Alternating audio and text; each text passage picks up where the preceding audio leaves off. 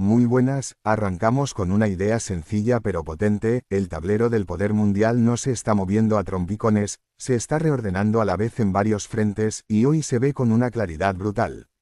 Oriente Medio sigue marcando el pulso de la energía y de la seguridad global, Europa vuelve a hablar en serio de rearme y disuasión, China aprovecha cada distracción occidental para ganar espacio sin pegar un gran portazo, y en regiones que a veces parecen periféricas, desde los Balcanes hasta el sur de Asia, se están acumulando tensiones que luego acaban pesando en todo el sistema internacional. La gran noticia de fondo sigue estando entre Irán, Estados Unidos e Israel, porque aunque el alto el fuego se ha ampliado, nadie compra todavía la idea de una desescalada estable. Lo que hay ahora mismo es una pausa armada, una tregua con demasiadas armas desplegadas, demasiados incentivos para presionar y muy poca confianza mutua. Washington mantiene la presión, Teherán responde con presión, y entre medias el estrecho de Hormuz sigue siendo el cuello de botella más sensible del planeta.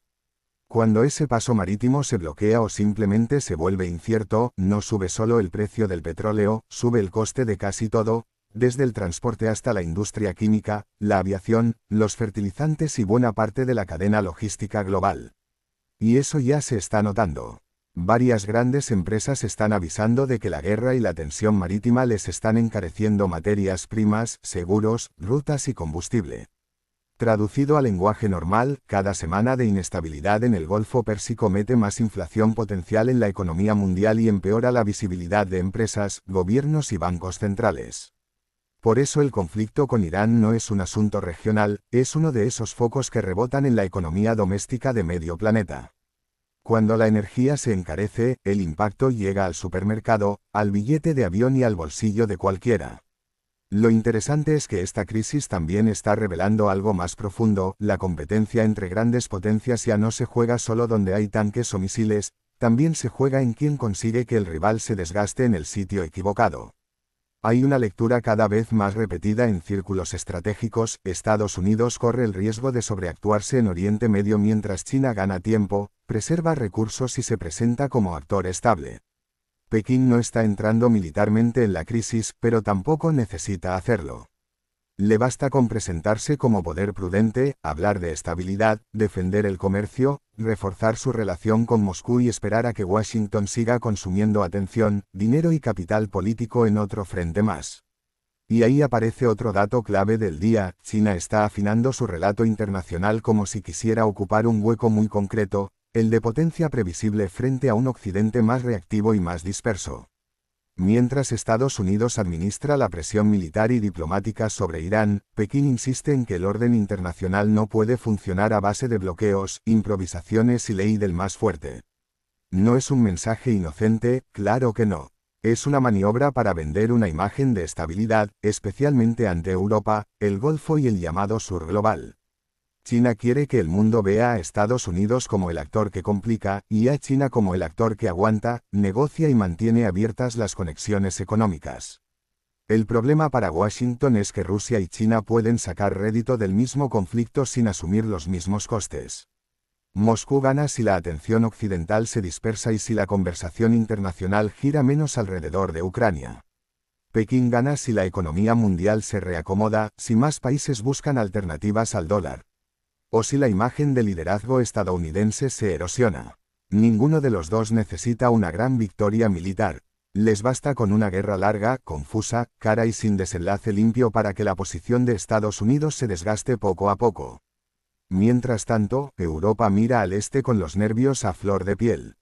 La inteligencia militar neerlandesa está advirtiendo de que Rusia podría estar en condiciones de plantear un conflicto regional limitado contra la Organización del Tratado del Atlántico Norte dentro de un plazo relativamente corto tras el final de la guerra de Ucrania.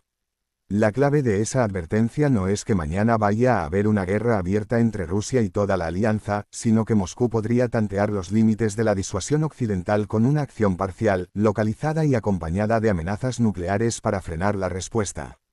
Es decir, no se habla tanto de una invasión clásica a gran escala como de una prueba de cohesión, una prueba pensada para averiguar si la alianza aguanta cuando el riesgo sube de verdad. Y esa conversación se vuelve todavía más seria cuando se suma el frente nuclear. La Alianza Atlántica ha endurecido el tono contra la retórica nuclear rusa y contra la falta de transparencia del arsenal chino. El mensaje es claro, la arquitectura de control de armamentos está cada vez más erosionada y el mundo entra en una fase menos regulada, más incierta y más peligrosa.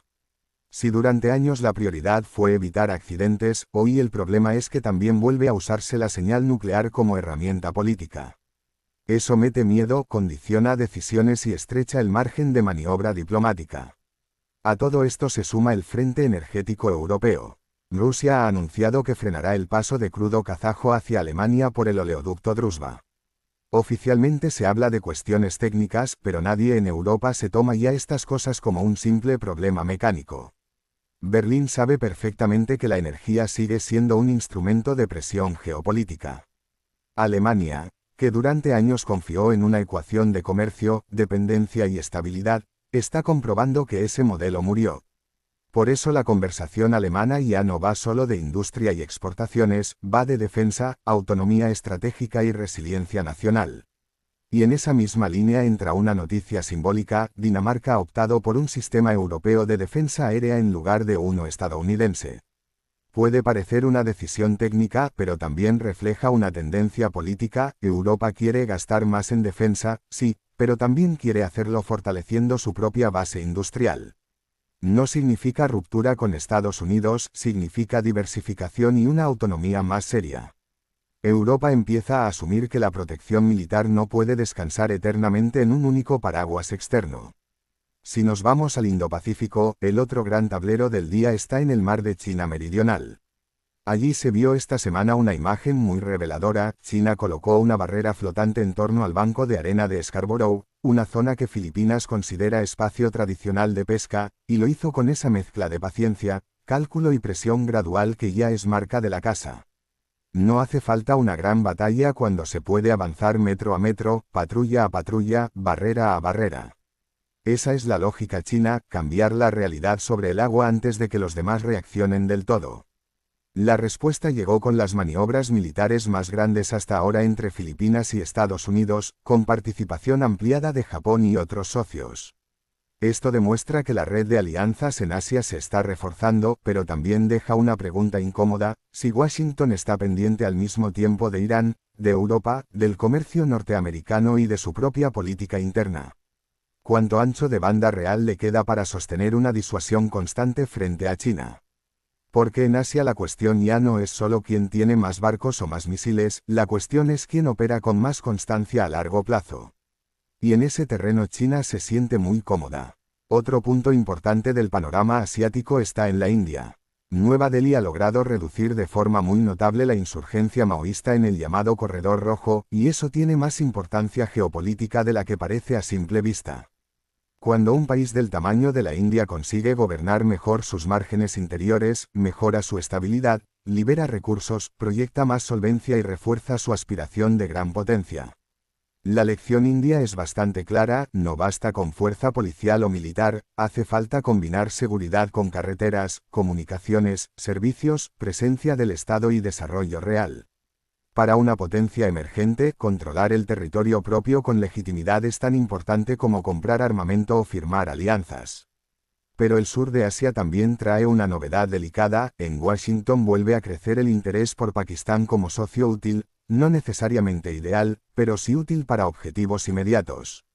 Eso inquieta a la India, porque cualquier acercamiento táctico entre Estados Unidos y Pakistán altera el equilibrio regional y reabre viejas suspicacias. Aquí hay una lógica muy actual: la política exterior estadounidense se está volviendo más transaccional, menos paciente, más enfocada en quien entrega resultados rápidos. Y ahí Pakistán puede venderse mejor en ciertos expedientes concretos, aunque eso no cambie el hecho de que la relación estratégica de largo plazo entre Washington y Nueva Delhi sigue siendo mucho más profunda. Volvamos un momento a Europa sudoriental, porque los Balcanes siguen siendo ese lugar donde problemas aparentemente locales terminan teniendo eco continental. En Kosovo se espera un fallo judicial sobre el ataque armado de 2023 en Banijska, un caso que vuelve a poner en el centro la relación explosiva entre Serbia y Kosovo. La acusación kosovar sostiene que aquel ataque no fue un episodio aislado, sino parte de un intento más amplio de desestabilización con conexiones serbias. Si esa narrativa se consolida judicial y políticamente, la tensión bilateral puede subir otro escalón y volver a exigir más implicación de la Organización del Tratado del Atlántico Norte y de la Unión Europea. Y por si faltara algo, Kosovo además sigue atascado en una crisis política interna que le empuja hacia otra posible cita electoral. Esa combinación de fragilidad institucional dentro y tensión con Serbia fuera es justo el tipo de mezcla que inquieta a Bruselas. Porque cuando el centro de Europa está distraído por Ucrania, por la defensa y por la economía, los Balcanes vuelven a recordar que siguen siendo un termómetro de la estabilidad europea. En Norteamérica también hay ruido geopolítico, aunque llegue envuelto en lenguaje comercial. Canadá ha rechazado las condiciones previas planteadas por Washington para negociar la revisión del Tratado Comercial norteamericano.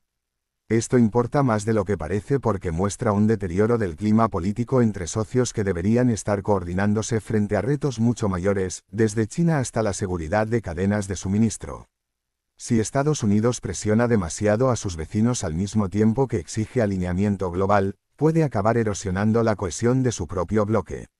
Y no quiero dejar fuera una historia que parece tecnológica, pero que en el fondo es geopolítica pura, el manifiesto de Palantir. Más allá del ruido que ha generado, lo relevante es el mensaje de fondo. Una parte del ecosistema tecnológico occidental ya no habla como si estuviera al margen de la geopolítica, habla como actor directo de la geopolítica. Habla de rearme, de inteligencia artificial militar, de servicio nacional, de choque entre modelos de poder y de una era donde la tecnología ya no es neutral. Cuando las grandes empresas tecnológicas empiezan a presentarse como piezas del interés nacional, entramos en una fase nueva, en la que defensa, datos, industria y política exterior se mezclan mucho más. Y esa mezcla la vamos a ver cada vez más.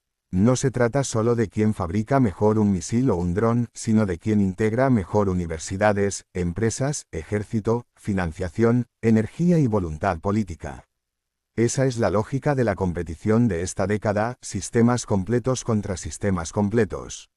Así que, si hoy hubiera que resumir el panorama con una sola frase, sería esta: el mundo no está entrando en una tercera guerra mundial, pero sí está entrando en una etapa de fricción permanente, donde varios conflictos se solapan, varios bloques se vigilan y casi nadie cree ya en una estabilidad automática.